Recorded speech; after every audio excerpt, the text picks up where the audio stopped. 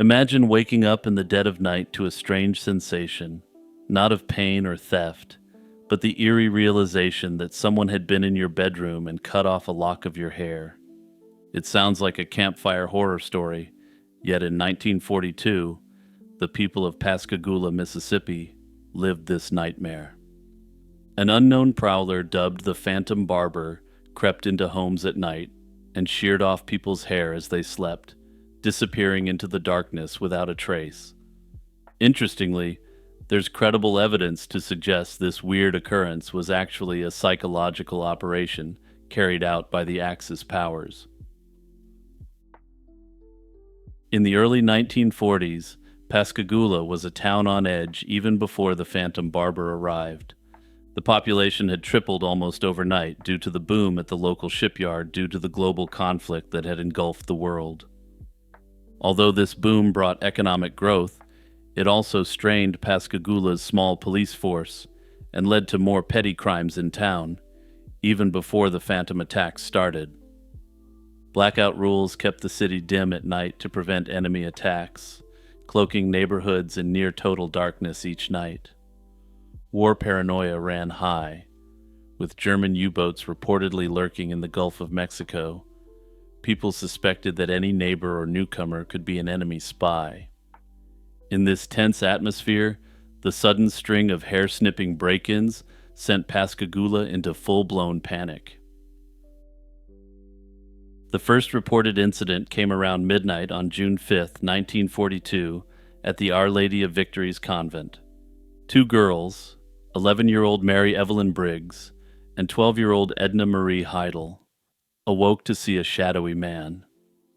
One girl later described him as a short, stocky figure in a light-colored sweatshirt, and the girl's screams rang out, but the intruder had already vanished. Each girl found a chunk of her hair had been neatly clipped off, and the two youngsters were both shaken and stirred, but otherwise unharmed. Just a few days later, the Phantom Barber struck again. This time the target was 6-year-old Carol Petty, who was asleep in her bedroom across town on a Monday night. The intruder cut open the window screen and crept in while Carol and her twin brother slept. By morning, Carol's lovely blonde curls had been cruelly shorn. Her brother, beside her, didn't appear to have any of his hair taken. The bold prowler once again vanished without seriously harming anyone, taking only stolen locks of hair. At the Petty home, investigators did find one clue: a sandy footprint on a chair beneath the window, suggesting the culprit had stood there to enter and exit. The community was alarmed and baffled, and law enforcement was stumped. The police chief admitted he couldn't imagine what would drive a person to commit such bizarre break-ins. Aside from the cut window screens and an occasional footprint, the Phantom left little trace. All the targets so far were young and female, which led parents to dread that their own daughters might be next. Many residents began sealing their windows shut despite the summer heat. Then the pattern shifted dramatically. In mid-June, the intruder invaded the bedroom of the Heidelbergs, a local couple, and attacked them with an iron bar. Both survived, but the violent assault marked a dangerous escalation from the earlier hair thefts. Some in town questioned if this was even the same perpetrator, since nothing was stolen, not even hair, and the brutality was unprecedented. Nevertheless, police believed the Phantom Barber had turned violent. The very next week, a final incident seemed to confirm the barber's evolving tactics. A woman named Miss Taylor woke feeling a nauseating smell, and later discovered a portion of her hair had been cut off while she was unconscious.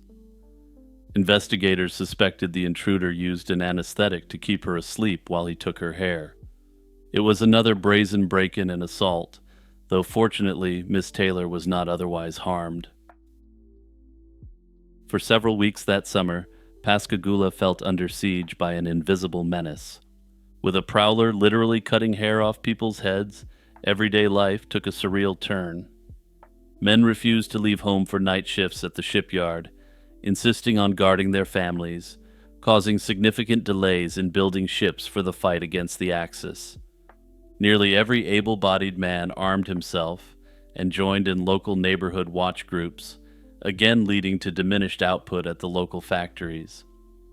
The authorities publicly promised that they would have the case fully wrapped up by July 1942 and deployed all their resources to catching the Phantom.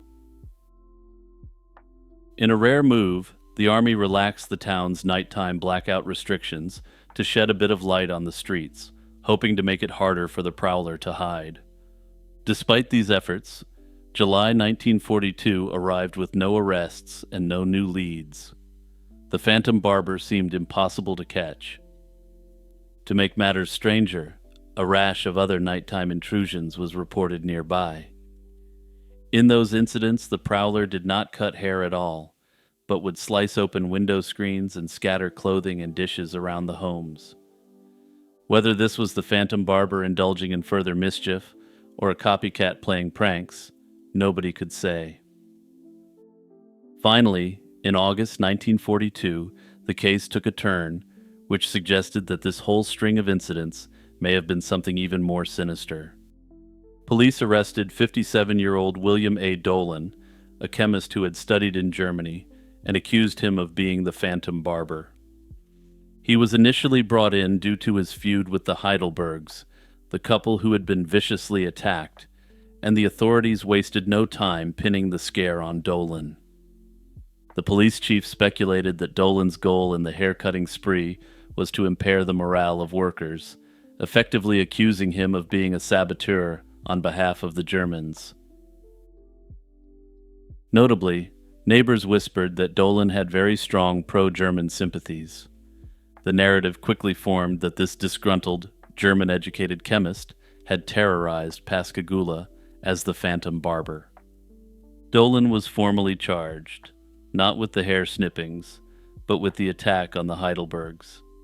That was the most serious offense, and the one charge authorities felt confident would stick, and his trial was swift.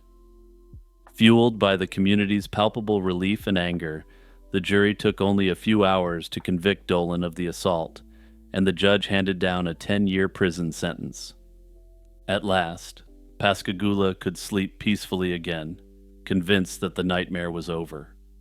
For the first time in months, residents let their guard down, believing the Phantom was safely behind bars.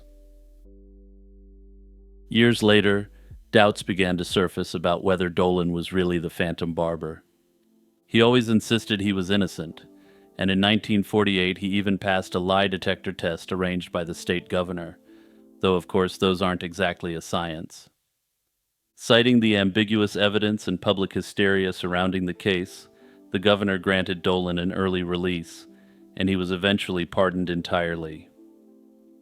The case of the Phantom Barber thus remains technically unsolved, and there are some serious questions floating about the attacks in general. While the question of whether Dolan was responsible for any or all of the attacks remains unsolved, the most interesting question is whether a saboteur was at play. The prevailing wartime theory was that a German agent or sympathizer carried out the attacks to undermine local industrial production through fear. The Phantom Barber's timing and effect, causing skilled workers to stay home, did hurt the shipyard output, lending some credence to this idea. Although no direct proof of spy activity was found, this idea made sense to many frightened residents in 1942. Some have speculated that if it was discovered that German agents were at play, this information wouldn't have been released to the public. Americans were already worried about foreign agents disrupting factory production, and confirmation that this really happened would have caused even more disruption. However, after relations with Germany and the United States normalized, there was no indication that sabotage took place in Pascagoula. That said, it's always possible that the records related to any such psychological operation were destroyed, or that the people responsible either weren't alive or weren't talking. Interestingly, some have speculated that aside from the attack on the Heidelbergs, that the entirety of the incident could be chalked up to mass hysteria. Under this theory, the phantom barber never actually existed and was simply a manifestation of the fear and anxiety felt on the home front during the conflict. Ultimately, whether a German agent or sympathizer carried out the attacks to disrupt industrial output will continue to remain an unsolved mystery. Hey everyone, it's Jimmy here, just reminding you to click like and subscribe and to share this video with your friends and family. Also, don't forget to check out the Patreon or the YouTube membership to support my channel further.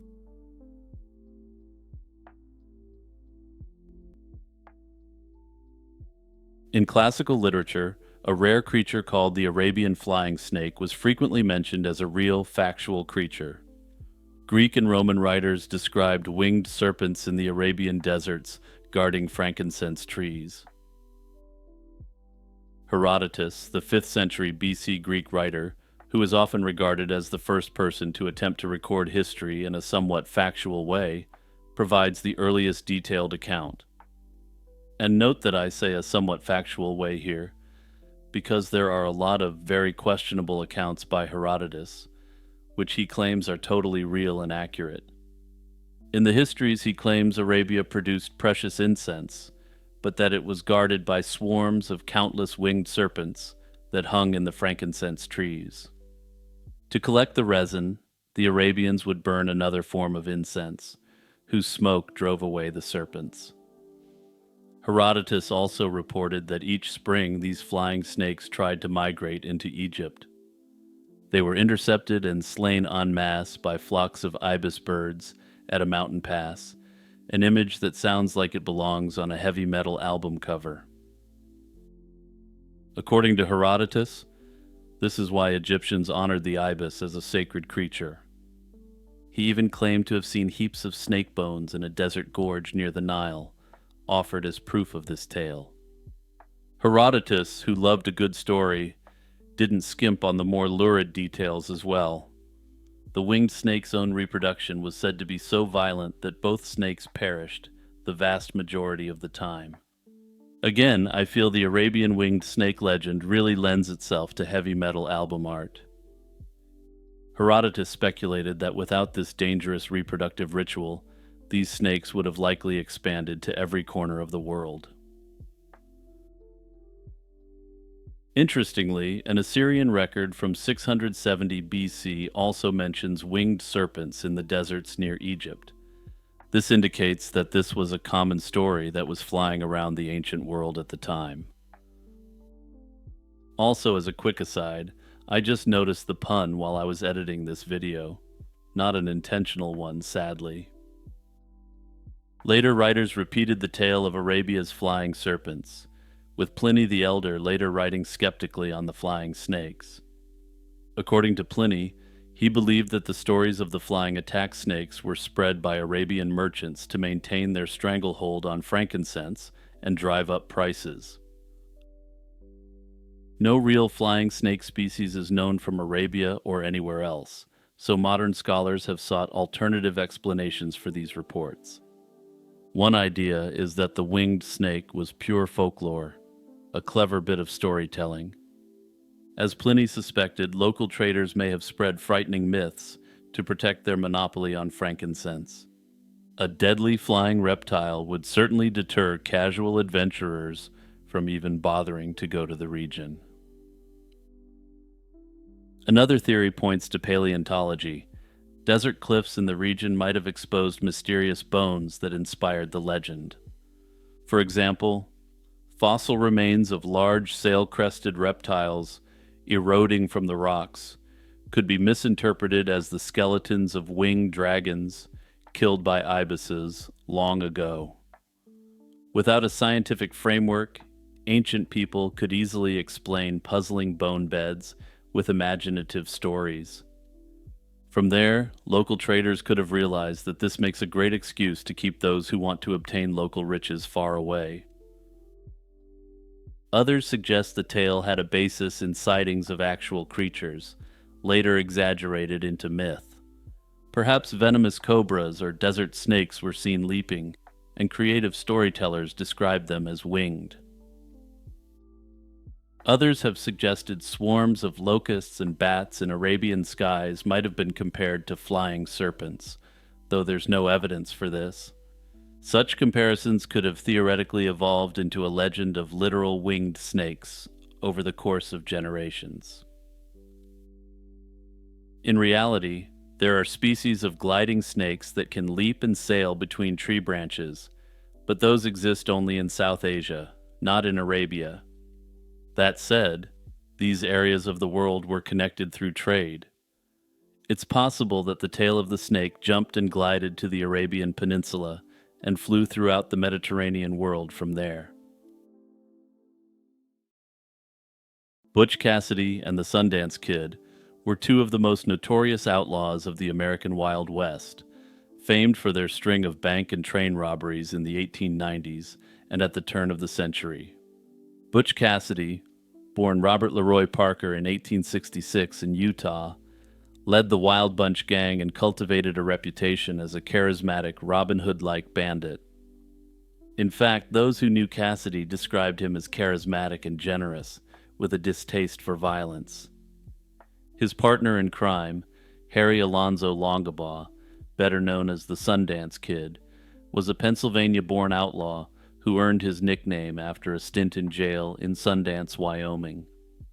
Together with the Wild Bunch, Cassidy and Sundance brazenly held up banks, stagecoaches, and trains across the Rocky Mountain states.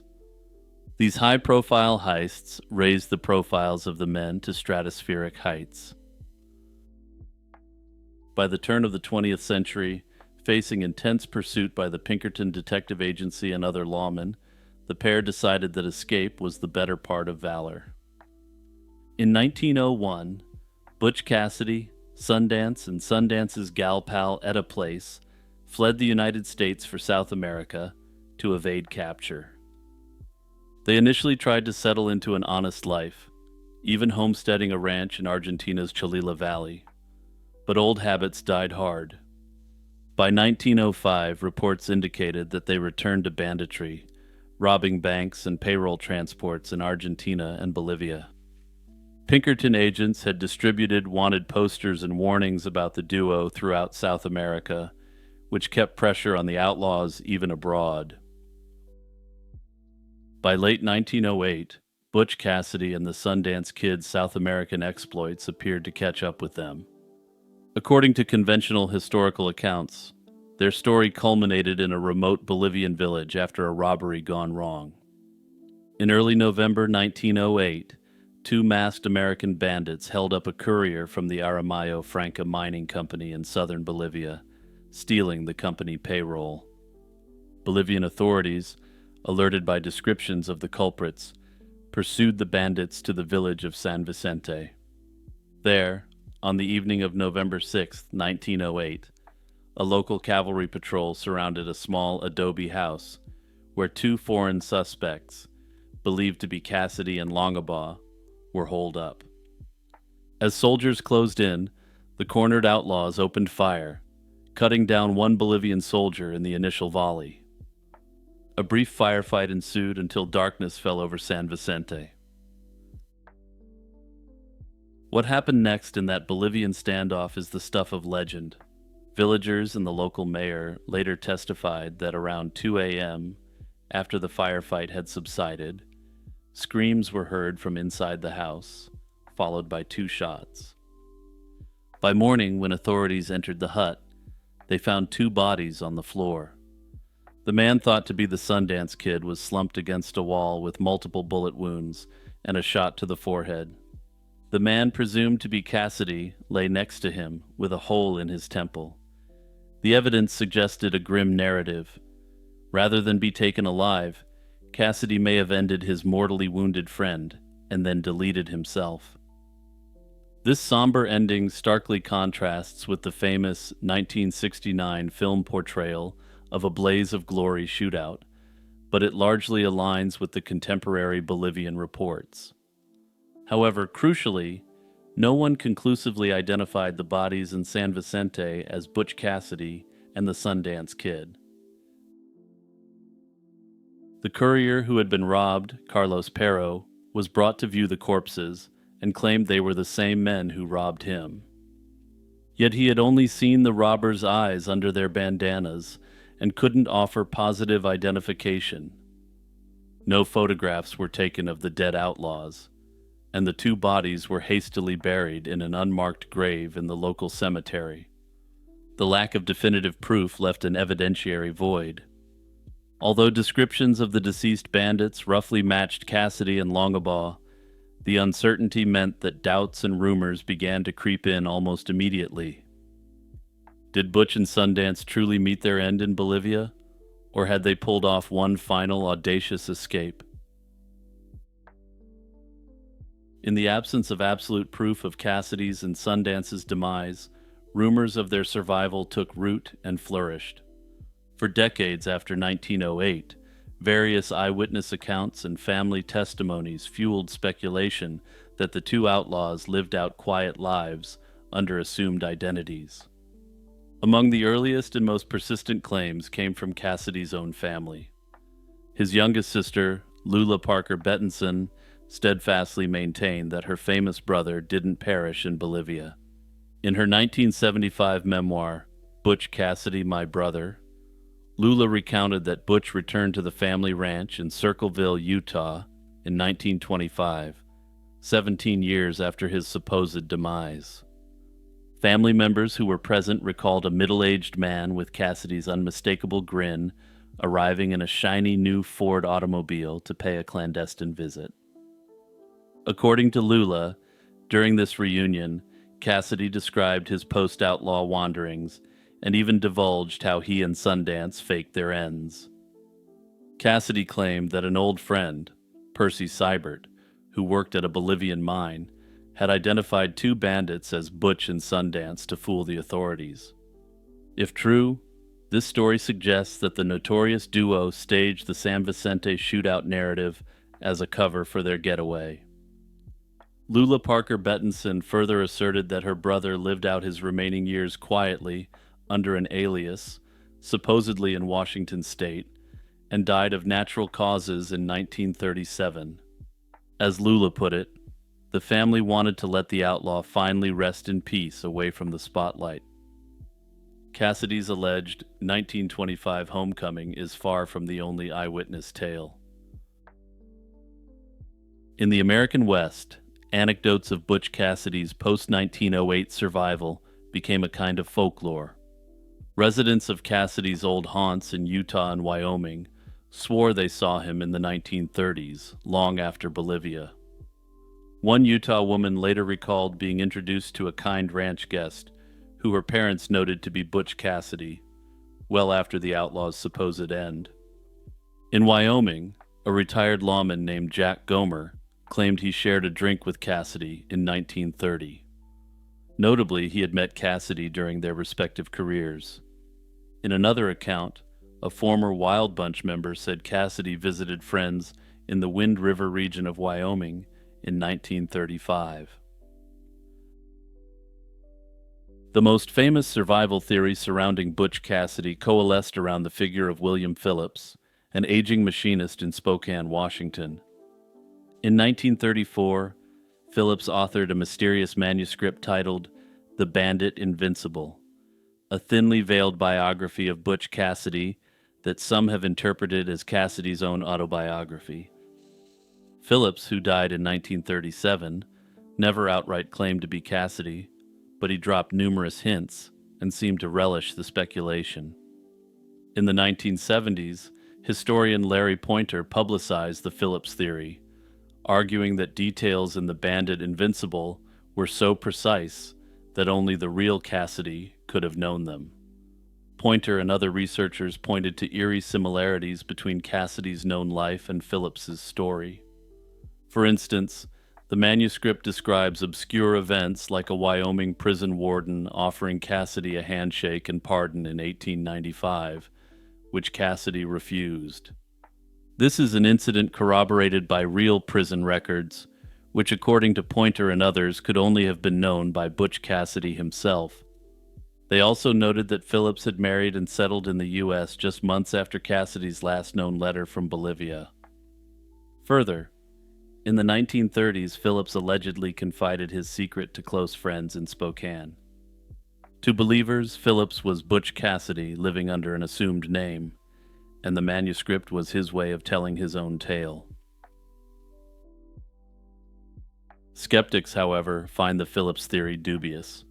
Investigative work eventually revealed that William Phillips was likely an ex-convict from Michigan who had crossed paths with Cassidy in prison in Wyoming.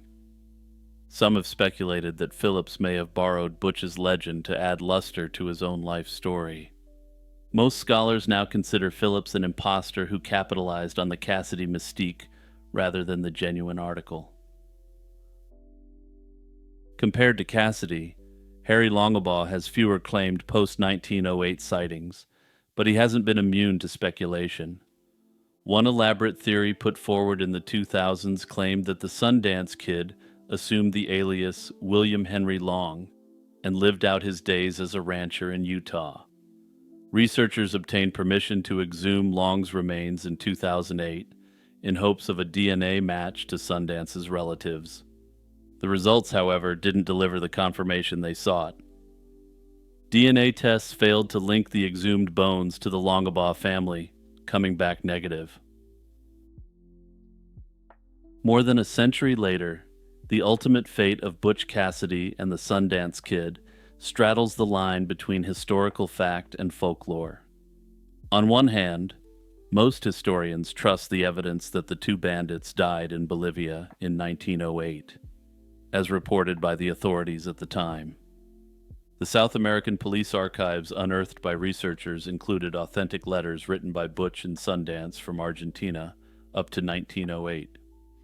No verified records place Cassidy or Longabaugh alive beyond that date, and extensive investigations have yet to produce evidence proving their survival. Notably, in the 1990s, a researcher attempted to recover the bodies of the two men in Bolivia.